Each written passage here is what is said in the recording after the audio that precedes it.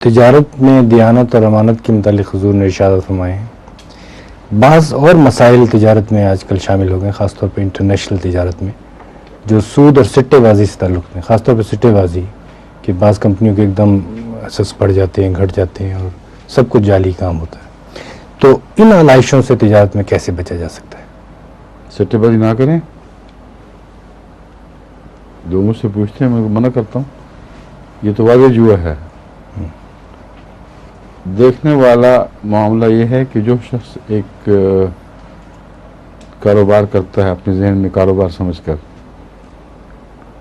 اس کی نیت تجارت کی ہے یا سٹے بازی کی ہے، اور وہ جانتا ہے، سب سے زیادہ وہ جانتا ہے کہ سٹہ بازی تجارت نہیں ہے، کیونکہ تجارت میں کموڈیٹیز کا حقیقی ایکسچینج ہونا چاہیے، اور کموڈیٹیز کی ویلیو دنیا میں اپنے طور پر بڑھتی گھٹتی رہتی ہیں، لیکن جو سٹہ بازی ہے اس میں جو شامل ہونے والے ہیں ان کا اختیار کوئی نہیں ہوا کرتا۔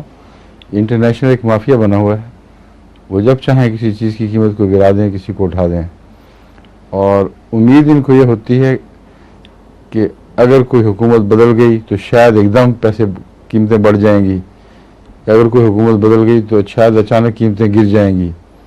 امریکہ کا الیکشن ہو رہا ہے اور سٹے بعد اپنی ساری دولت کھو دیتے ہیں۔ اب اس کا تجارت سے تو کوئی تعلق نہیں۔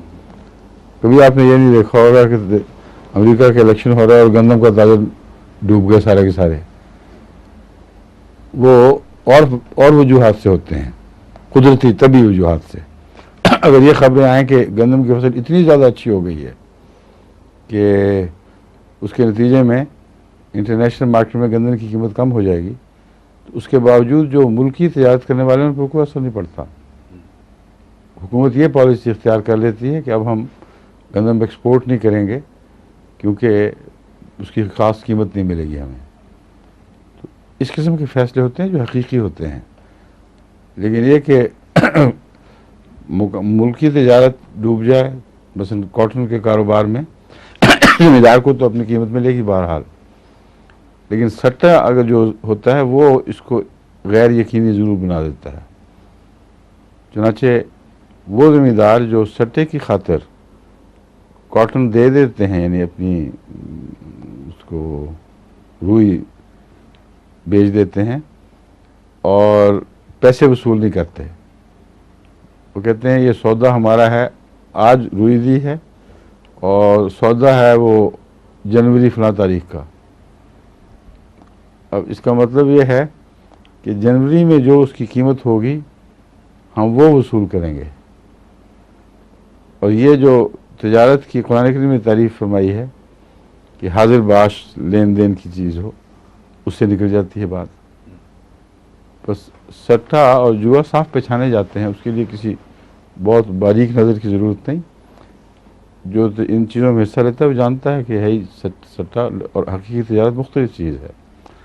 جو اتنی بڑی گندم خریدتا ہے سٹے میں یا روئی خریدتا ہے، اگر وہ حقیقی تجارت ہو تو اس کو تو بڑے بھاری اس کے لیے اس کی جگہیں بنانی پڑیں گی، بڑے بڑے ویئر ہاؤسز خریدنے پڑیں گے یا انتظام کرنا پڑے گا، اس کو سنبھالنا ہوگا، یہ ساری باتیں اس کے ساتھ تعلق رکھیں گی۔